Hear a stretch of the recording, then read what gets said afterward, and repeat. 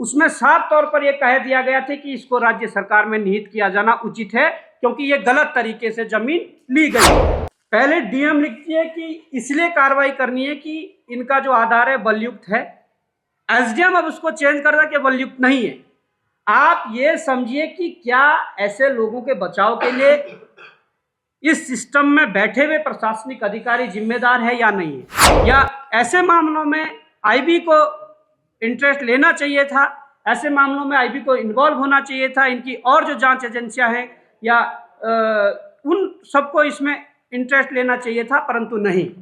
अधिकारियों को phone call करके अधिकारियों को धमका करके इस मामले में कार्रवाई ना हो, इसलिए अवरोध बना एक आरएसएस का प्रमुख व्यक्ति जो पछवादून का एक पदाधिकारी है आरएसएस का। अब बात सुरक्षा की हो जाती है, देश के सुरक्षा की भी हो जाती है, राज्य के सुरक्षा की भी हो जाती है, और उस आतंकवादी घटना में गुलाम हैदर पर आरोप लगते हैं और गुलाम हैदर की संलिप्तता पर शक होता है और उसको हटा दिया जाता है। क्या जब वीडियो पाकिस्तान से आ सकता है, क्या पैसा पाकिस्तान से नहीं आ सकता है? ये प्रायोजित भी करवाया जा सकता है। इसको लेकर स्थानीय जो लोग हैं उनमें काफी आक्रोश है, पूरे क्षेत्र में आक्रोश है। जय श्री केदार सभी साथियों को और प्रणाम। बहुत बहुत धन्यवाद हमारे सभी पत्रकार बंधुओं का। आप सब लोग एक न्यून समय में आप लोग पधारे और अच्छी खासी संख्या में आप लोग आए, बहुत बहुत धन्यवाद उसके लिए। आज की प्रेस वार्ता में उत्तराखंड स्वाभिमान मोर्चा की टीम मंचासीन है और एक ऐसे विषय पर हम वार्तालाप करने वाले हैं जो आज के राजनीतिक दल बड़ा ज्वलंत उसको बताते हैं कि किस तरह से डेमोग्राफी चेंज हो रही है। और एक उदाहरण और यूं कहें कि भ्रष्टाचार में लिप्त ये सरकार किस तरह से आम जनता को बरगलाने का काम कर रही है, लेकिन खुद उसमें बहुत अधिक मात्रा में लिप्त है। उसके बारे में हम आपके सामने तथ्य रखने जा रहे हैं। ये बात करते हैं डेमोग्राफिक चेंज की, और उसी को लेकर कुछ तथ्य हैं जो हमारे स्वाभिमान मोर्चा के अध्यक्ष आप सब लोगों के सामने भी रखेंगे। तो एक बार पुनः आप सब लोगों का बहुत बहुत धन्यवाद। बॉबी भाई।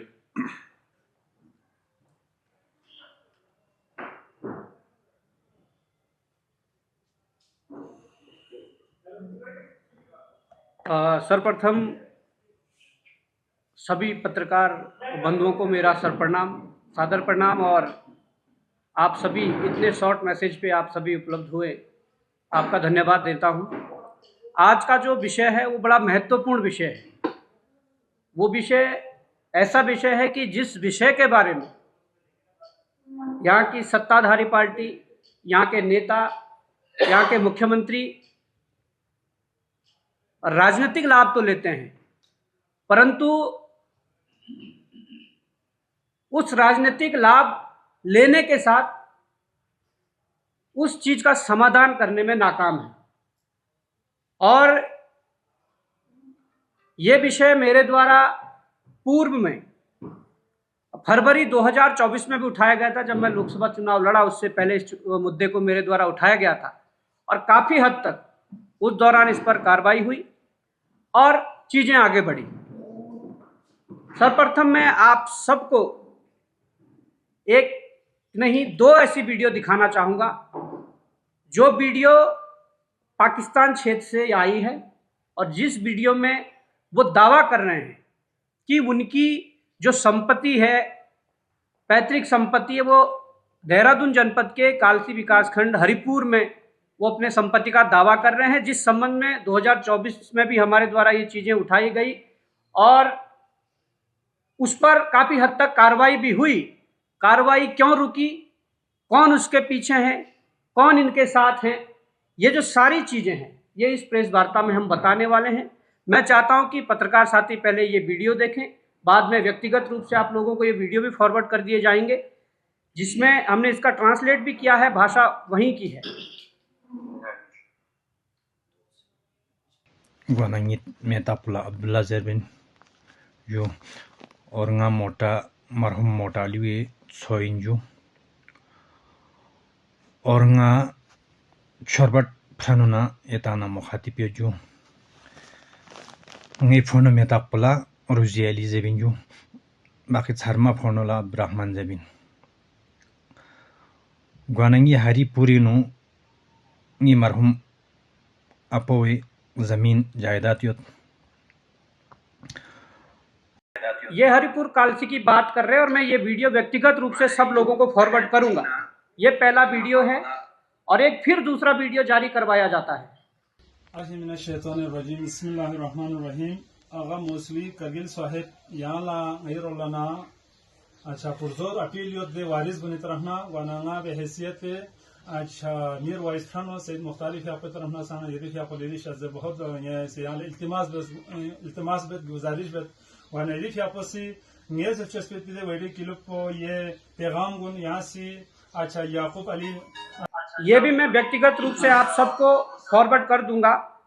पर अब इन वीडियो के पीछे क्या है और क्या बोला जा रहा है, थोड़ा बहुत मैं आप सबके सामने उसका जिक्र करना चाहता हूं। जो मैंने पहला वीडियो दिखाया, उस वीडियो में कहा जा रहा है कि मैं अल्लाह के नाम से शुरू करता हूं। अल्लाह रहमान और रहीम है। सलाम।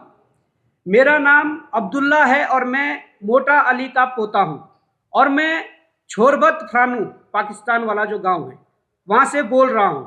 मेरे भाई का नाम रोजी अली है और बड़े भाई का नाम अब्दुल रहमान है और हरिपुर में मेरे मरहूम दादा की प्रॉपर्टी है।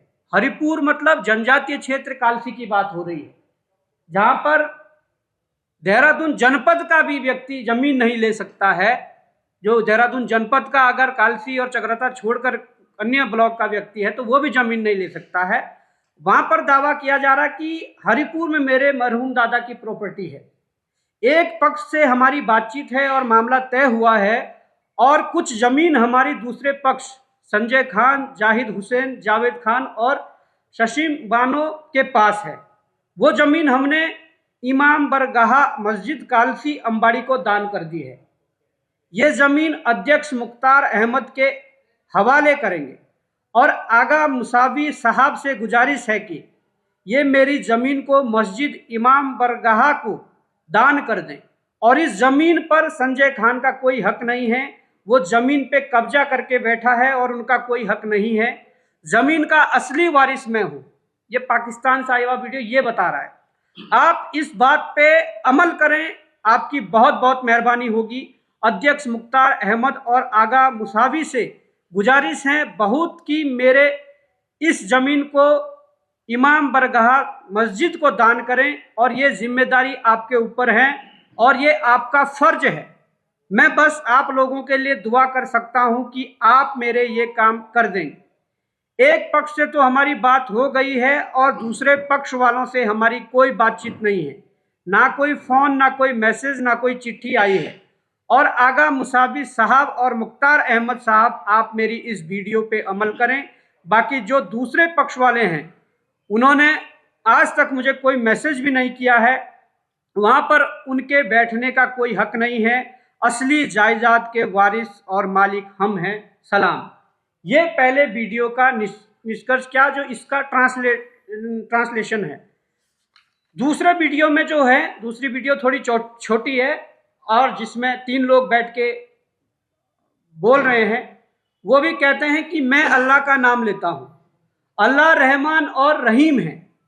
आगा मुसवी कारगिल से गुजारिश है कि हमारा ये वीडियो क्लिप को और ये पैगाम आप याकूब अली मसूरी अध्यक्ष, मसूरी का भी जिक्र हुआ है, याकूब अली मसूरी अध्यक्ष नूर बख्शी मदरसा अंबाड़ी, अंबाड़ी मतलब विकास नगर वाला क्षेत्र अंबाड़ी, और जमाल खान प्रधान अंबाड़ी, उन तक आप ये पैगाम पहुंचाइए। ये वीडियो में बोला जा रहा है। और इसके अलावा मौलाना कमाल हसन रिजवी इमाम जुमा व जमात अंबारी, आप इन सब लोगों तक ये पैगाम पहुंचा दीजिए और आप लोगों से जितना हो सके मिल बैठकर ये जो इनके वारिस हैं इन तक इनका हक पहुंचाइए। आपकी बहुत मेहरबानी होगी। अगर इन गरीब वारिस को इनका हक दे दें, बहुत मेहरबानी होगी। और इनके अलावा जो ईरान में मौलाना काइम मेहदी और मौलाना सैयद मेहदी है, अब ईरान का भी जिक्र हो चुका है, ये वारिस हैं, वो उनके साथ कांटेक्ट में हैं। अगर आपको भी तसल्ली नहीं है तो आप उन दोनों ईरान वालों से कांटेक्ट कर सकते हैं, क्योंकि ये जो वारिस हैं वो उनके साथ राब्ता में हैं और हमेशा से रहे हैं। अगर यकीन नहीं होता तो आप उनसे राब्ता कर लें, ये पैगाम दे दें सलाम। ये दूसरे वीडियो में बोला जा रहा है। अब बात ये आती है कि हमारे द्वारा 13 फरवरी 2024 को इसी प्रेस क्लब से इसी जगह पर एक प्रेस की जाती है कि कालसी क्षेत्र में एक व्यक्ति ने 2022 में जमीन ली। जब उस व्यक्ति के बारे में हमें पता लगा, उसकी जब डिटेल खंगाली गई, तो वो व्यक्ति जम्मू कश्मीर का व्यक्ति था जिसका नाम गुलाम हैदर था, और उसने अपने मूल निवासी होने का दावा किया कि मैं यहाँ का मूल निवासी हूं और इस हिसाब से यहाँ पर 10 से ज्यादा बीघे जो है जमीन ले ली। हमारे द्वारा प्रेस कॉन्फ्रेंस होती है, जिला देहरादून के जिला प्रशासन जो है वो हरकत में आते हैं, डीएम आदेश करते हैं और डीएम कालसी और विकासनगर एसडीएम को आदेश करती है कि दोनों पक्षों को सुनकर जमींदार विनाश अधिनियम की धारा 166 और 167 के तहत कार्रवाई करें। 166-67 का मतलब है कि सरकार में इसको निहित करें। फिर यह व्यक्ति क्या होता है कि कोर्ट चले जाते हैं, जो गुलाम हैदर एंड पार्टी है ये कोर्ट चले जाते हैं डीएम के आदेश को वो करके कि हमें मौका नहीं मिला अपनी बात रखने का, तमाम प्रकार का मामला कोर्ट में जाता है। इस दौरान बात चलती है। इस दौरान जिला शासकीय जो अधिवक्ता होता है सरकार का, डीजीसी, ये उनके माध्यम से भी इनसे लीगल राय लेते हैं और लीगल राय में उनसे पूछते हैं कि क्या है इस संबंध में। जो डीजीसी जो रिपोर्ट अपनी देता है, जो डीजीसी रिपोर्ट देता है उसमें डीजीसी साफ लिखता है, मैं लास्ट में सीधे आपको समरी दिखाता हूं कि वो लास्ट में कहना क्या चाहता है। ये उसकी रिपोर्ट है। डीजीसी कहता कि अतः मेरी विधिक राय में हाजिरा बानो के पक्ष में हुआ विक्रय, मतलब उसकी है गुलाम हैदर की जो माता है, के विक्रय पत्र में दिनांक 22/5/2007 तथा गुलाम हैदर के पक्ष में हुआ विक्रय पत्र दिनांक 16/3/22 धारा 144 जमींदार विनाश अधिनियम के उल्लंघन में अंकित व निष्पादित किए गए हैं।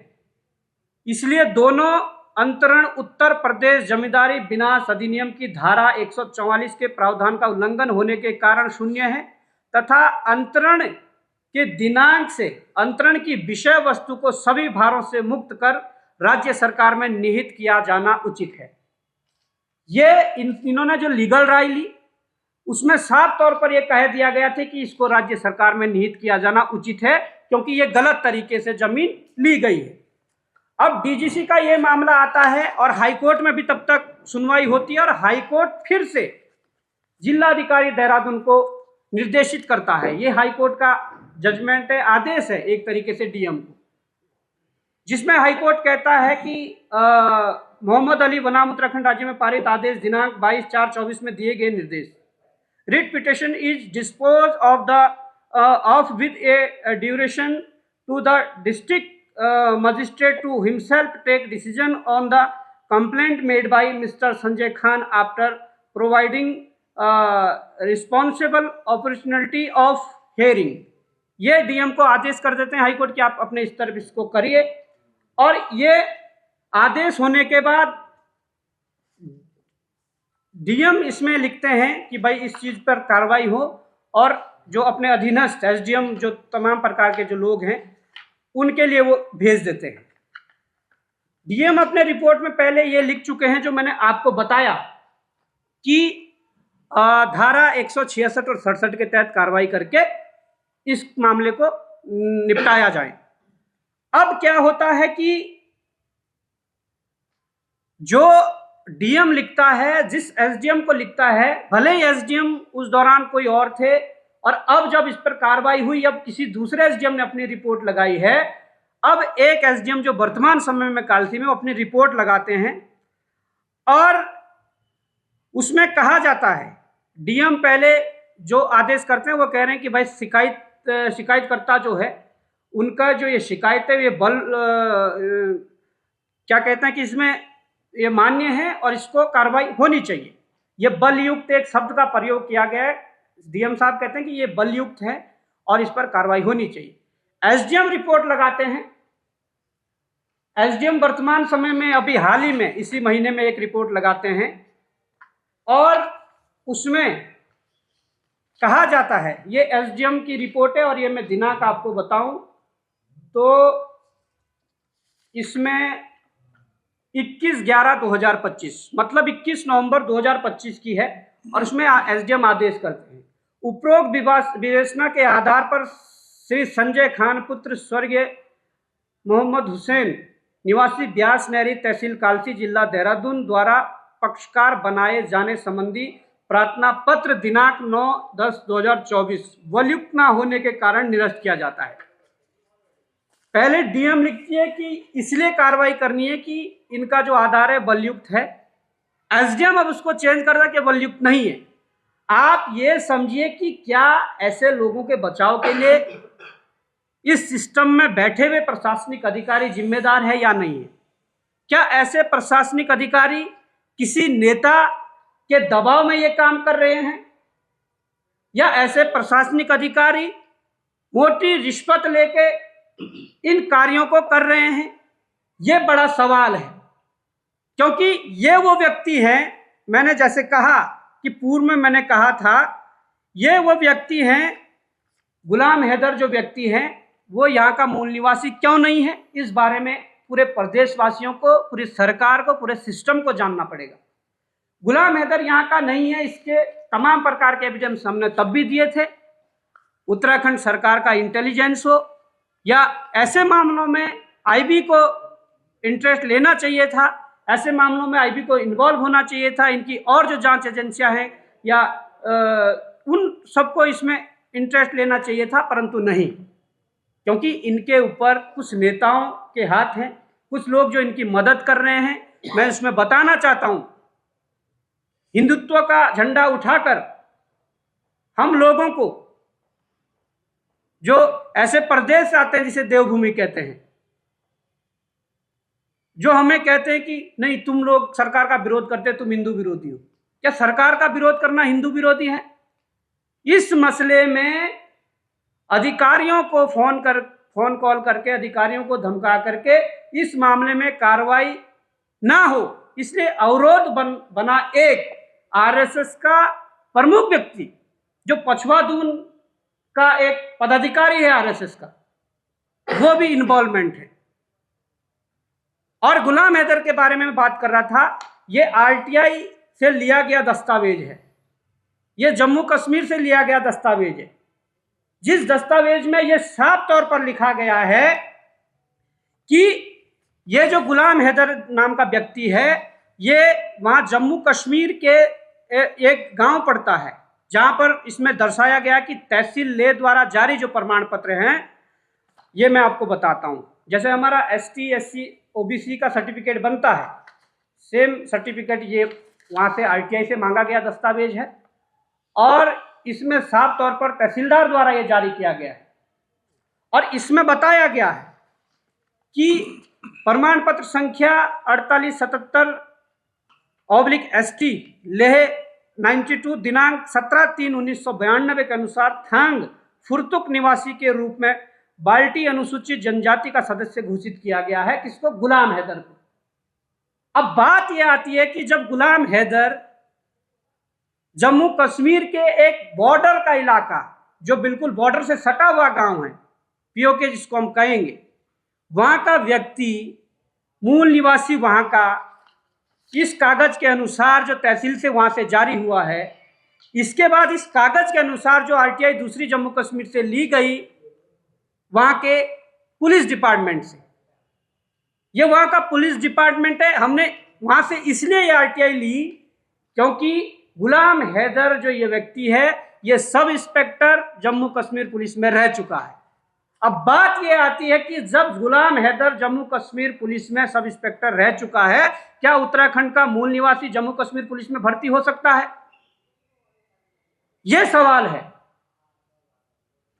जब उत्तराखंड का व्यक्ति जम्मू कश्मीर पुलिस में भर्ती नहीं हो सकता है, किस आधार पर उसने ये दावा किया कि मैं उत्तराखंड का मूल निवासी हूं और हरिपुर कालसी में 10 बीघा से अधिक की जमीन प्रॉपर्टी में खरीद रहा हूं और खरीदी है?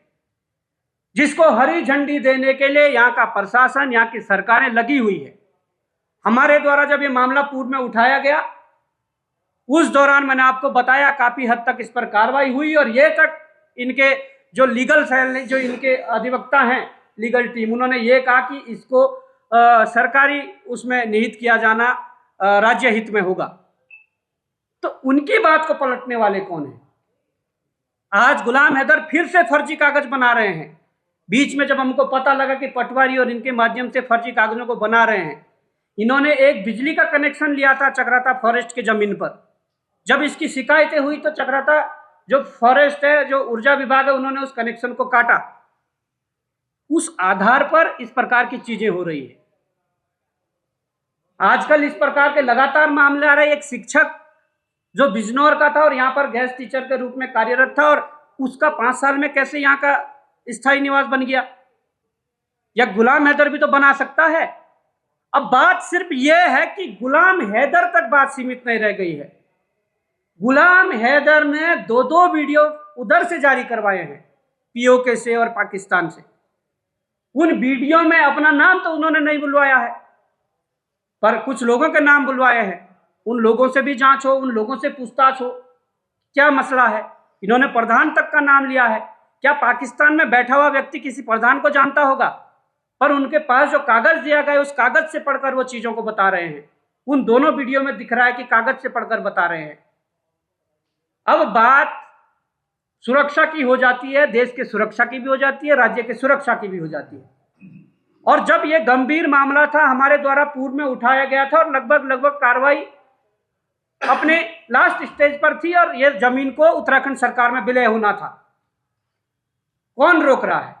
और इतना ही नहीं, मैं यह भी बताना चाहता हूं, इतना ही नहीं, जो मैंने बताया वो इसमें भी लिखा हुआ है कि जो अधिकारी गुलाम हैदर था, अधिकारी का मतलब सब इंस्पेक्टर, संख्या 304/NGO EXK 104050 को DIG कश्मीर कार्यालय आदेश संख्या 16/1990 दिनांक 14/11/1990 द्वारा 17/11/1990 को जम्मू कश्मीर पुलिस में उप निरीक्षक के रूप में नियुक्त किया गया था। ये इस RTI में है, जो आप लोगों को उपलब्ध करवा दी जाएगी।